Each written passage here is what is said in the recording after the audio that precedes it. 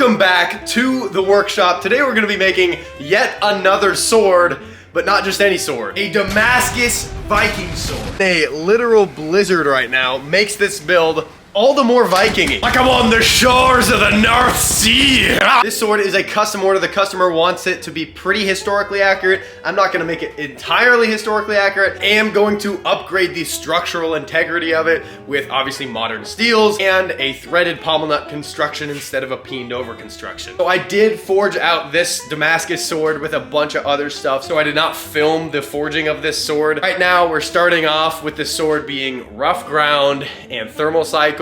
So now it's time to heat treat the sword in the forge. I do not normally heat treat in a forge. I usually heat treat in my precision even heat kiln, but because this blade is way too big to fit in my kiln, I have to do it in the forge. Heat treating in a forge can be very tricky simply because you have to reach the critical temperature and soak it at that critical temperature for, in this case, about 20 minutes before quenching. After holding the steel around 1485 for roughly 20 minutes, I take it out and very aggressively quench it in precision oil that is rated to this specific steel. After aggravating it in the quench tank until it's dropped below 400 degrees, I take it out and put it in my straightening vise.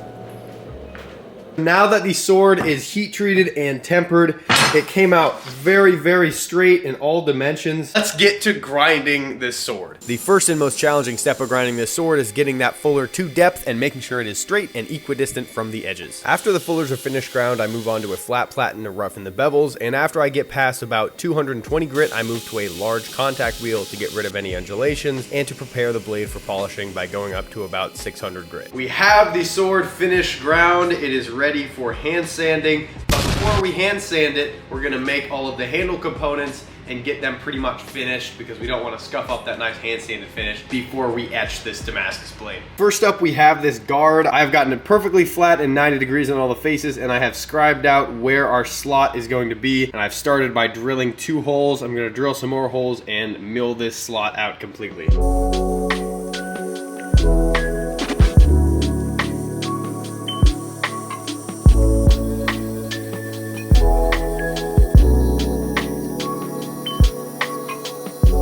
After milling just with the mill, this is how close we've gotten it. Pretty dang close. Probably about 1/16 of an inch to go. To remove the small amount of material we have left to get this thing flush, we're gonna move over to a Dremel and some files.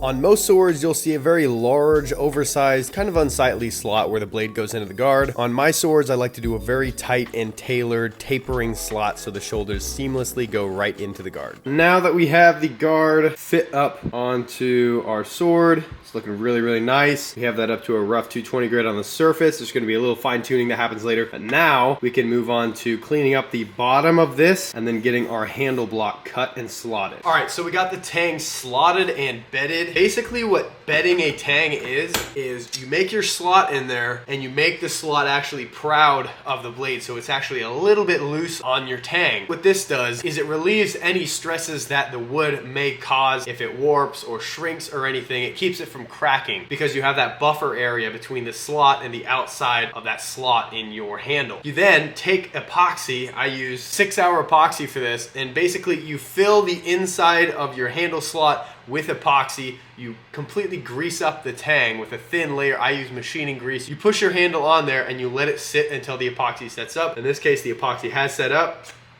and it slides right off of there. So you now have a really clean slot in your tang that is completely vacuum seal perfect. And it goes right back on every single time with no wiggles, and it's super tight, and the inside of the slot is now preserved so it's never gonna shrink, crack, or expand. So now it's time to work on this pommel. I've kind of roughly drawn out what the anatomy of the pommel is gonna look like. It's gonna be a 2-piece construction. I have forged out each of the pieces right here. It's gonna be the upper guard and the bottom loaf. So the pommel nut is actually going to be concealed inside of this loaf section of the pommel, the bottom section of the pommel, and then it's going to be riveted together. I'm going to use threaded rivets and then peen over the tops.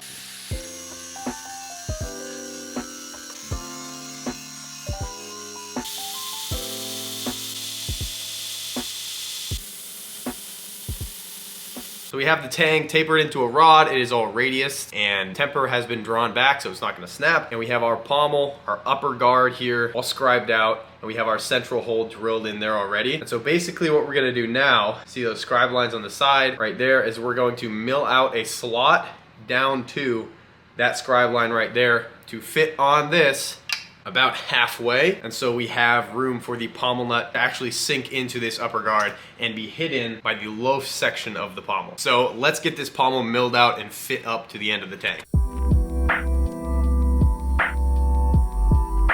Okay, so now that we have the bottom portion of the pommel profiled and fit up, we have the threaded portion sticking out the top, we can start working on the pommel nut before we finish it off with the top portion of the pommel that's gonna sit on top like that and conceal the pommel nut and the end of the tank. Before we can finish the pommel, we have to make the pommel nut. Essentially what this is a round stock of high carbon steel that I have drilled and tapped a hole into, and I'm using this threaded piece of steel as a work hold, and I have scribed on these lines that I'm going to grind to make it actually perfectly round. And this is what's going to screw onto the end of the tang and hold it all together.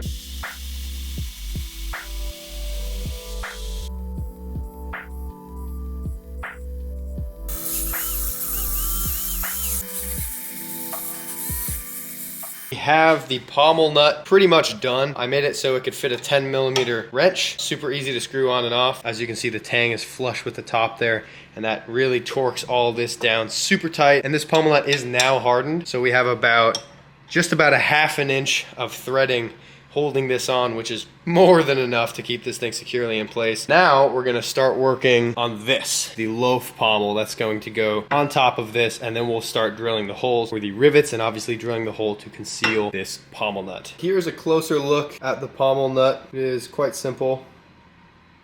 And here is the upper portion of the pommel. This part is just roughed in, but all of these angles are perfectly 90 and perfectly flat. And then that hole in there fits this pommel nut perfectly. And so it is concealed within the back of the pommel. Now what we're doing is making these two pins. The pins that are actually gonna hold the loaf portion of the pommel to the upper guard portion of the pommel. I'm making these out of some brass. I have taken this brass rod and threaded the ends, and that's what's going to screw into the loaf portion of the pommel, and the rest is just going to kind of go through the upper guard, and then I'm gonna peen over the top, and that's gonna lock it in place. This is super exciting. This is the first look at it assembled with all of the structural parts completed. From now on, it's just sculpting and shaping and finishing and hand sanding and tweaking lines, and then finally, obviously, peening over those two pins to hold the back low portion of the pommel onto the upper guard section. It's called the upper guard because when you hold it like this is the lower guard, and this is the upper guard, and then this on the top, that's called the low. So I normally go basically guard, handles, whatever, guard down, in order, get it all nice and square and shaped like this, but not like this, and slotted. And then after it's all slotted and put together, I come back up from pommel to, I guess, upper guard, handle, lower guard, in that order, doing all the finish sculpting and everything. So that's the next step. We're going to start on the pommel and start sculpting it.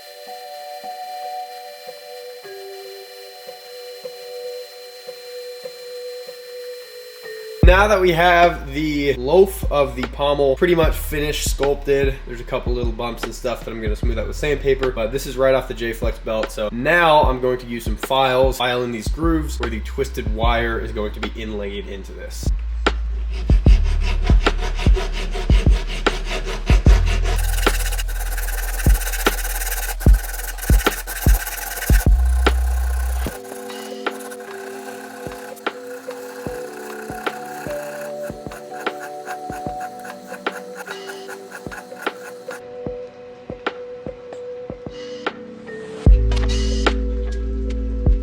All right, so time to shape the guard. As you can see, I've got it scribed on. I scribed these lines while it was on the sword, using the sword itself as a reference point. This is very important so that you get accurate measurements that are relatively in line with the sword itself. So let's go over to the grinder and get this thing profiled. After rough profiling it with the 60 grit, I work all the way up to 400 grit, do some light contouring, soften the corners, and then add some really cool hand sculpting with a file. After those grooves are filed in and then sanded up to 220, it's time to shape the handle. So I move to a 60 grit aluminum oxide belt on the grinder, and I start rounding it over in preparation for leather wrapping. So with that, the handle of this sword is structurally complete and finished sculpted. Now what needs to be done is patinaing for one on the metal fittings. But first, let's get the leather risers glued onto this in preparation for leather wrapping. To glue the leather onto the wood, both the risers and the leather wrap itself, I'm using leather weld, which is a very, very strong leather cement that I highly recommend. Essentially, you just have to coat it on both surfaces, a thin coating, and then put them together. And once you apply pressure, they will be permanently bonded together. Now that we have all of the handle components finished, comes the not very fun part of sword making, especially Damascus sword making, hand sanding the whole sword. I have to hand sand the fuller first, and then I'll hand sand the bevels up to 1,500 grit. I want to get that nice clean Damascus etch, so just what you gotta do. So let's let's get to it.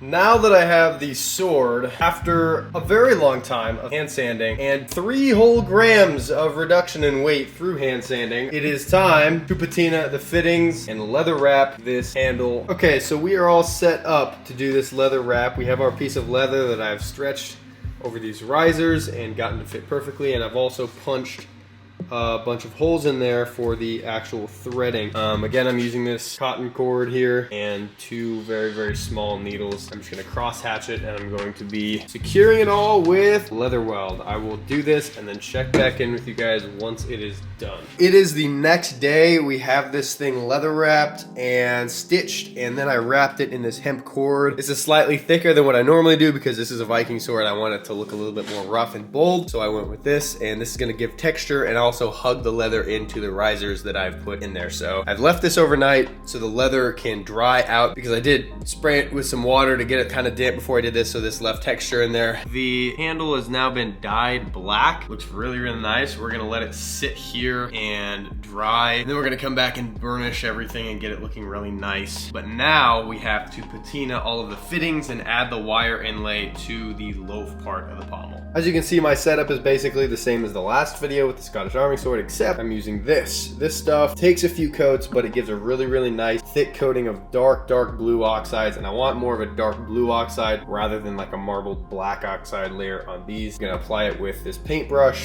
and then use dry and WD-40 soaked steel wool to neutralize and shine up the polish. Okay, so as you guys can see, the sword has been hand sanded up to 1,500 grit.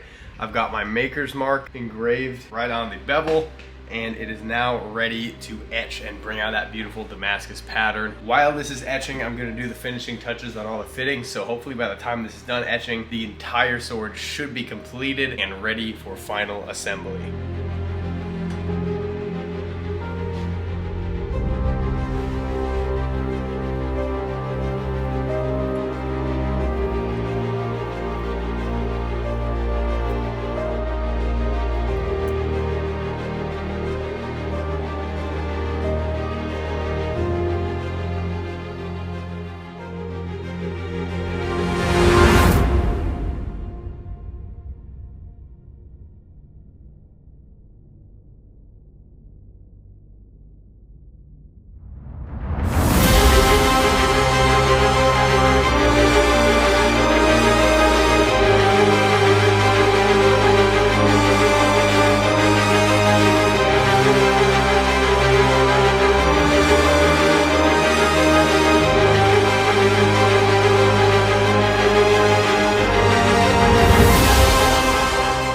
Guys, so the Viking sword is officially completed. This thing is absolutely awesome. I love how it turned out. The handle, the wire inlay, that nice dark patina on all the fittings, the leather wrap, the stitching, those rivets, and of course that beautiful Damascus pattern going all the way down the blade, ending in that classic convex tip of the sword.